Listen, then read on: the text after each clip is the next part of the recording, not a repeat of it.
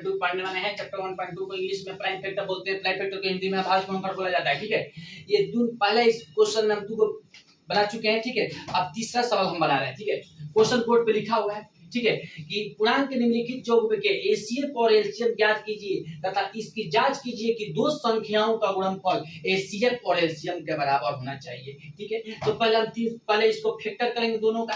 चलिए 336 का फैक्टर करेंगे।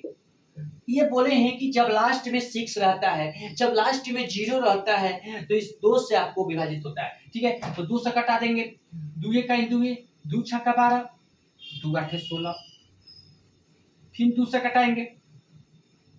2 8 16, 2 चौके 8, फिर 2 से कटाएंगे 42 बार में, फिर 2 से कटाएंगे 21 बार में, फिर 3 से कटाएंगे 7 बार में, फिर 7 से कटाएंगे 1 बार में। अब निकालेंगे 54 का। ठीक है, 2 से 27 बार में, 3 से 9 बार में, 3 से 3 बार में, फिर 3 से 1 बार में। ठीक है, तो इसका एचसीएफ निकालेंगे। एचसीएफ क्या होता है? जो जिस दोनों में शामिल रहता है। चलिए ये शामिल है, ये शामिल है, तो पहले इसको लिख लेंगे। फिर इसमें देखेंगे यार कौन शामिल हो रहा है, 3 शामिल है, 3 लिख देंगे। तो इसका एचसीएफ क्या हो जाएगा? 6 हो जाएगा। अब निकालेंगे एलसीएफ। अब क्या निकालेंगे? एचसीएफ। पहले जो मिला है उसको पहले लिख लेंगे। 2 और 3 मिला है, और जो नहीं मिला है उसको भी लिखेंगे। चलिए, जो नहीं मिला है, 2 नहीं मिला है, फिर 2 नहीं मिला है, फिर 2 नहीं मिला है। ठीक है, और इसके बाद 7 नहीं मिला है, तो 7 लिख देंगे। फिर इसी में देखेंगे कौन कौन मिला है, कौन कौन नहीं मिला है। तो ये नहीं मिला है, ये लिख देंगे, और ये नहीं मिला है। ठीक है, अब गुणा कराते हैं। ठीक है, 3 दूनी 6, 6 दूनी 12, 12 दूनी 24, 24 दूनी 48। ठीक है,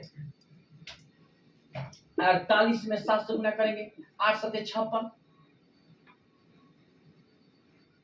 8 से 56 में 6 से 5, 7 चौके 28, 5 33, 336, 336 में 9 से गुणा करेंगे, 9 छक्का 54, 50 से 5 9 3 27, अब 5 32, फिर 2 हाथ से 3 9 3 27, 3 30, 30,000, 324।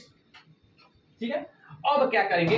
अब जांच करेंगे। अब क्या करेंगे? जांच करेंगे कि दो संख्याओं का गुणनफल, दो संख्या का गुणनफल एगो के ए मान लीजिए और एगो को बी मान लीजिए। ठीक है, और किसके बराबर चाहिए? एलसीएम और एचसीएफ के बराबर होना चाहिए।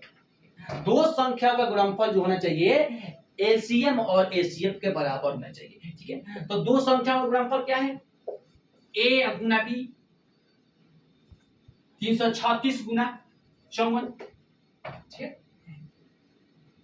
ए के मान 336 है, बी के मान 54 है, तो ए के मान 336 बैठा दिए, बी के मान 54 बैठा दिए, और किसको होना चाहिए? एलसीएम एचसीएफ का मान चाहिए। एलसीएम कितना है? 324, और एचसीएफ कितना है? 6 है। तो आप इसको गुना कराइएगा तो 18,144 आता है। ठीक है, और इसको भी गुना कराइएगा 18,144 आता है। ठीक है, तो दोनों क्या हो गया?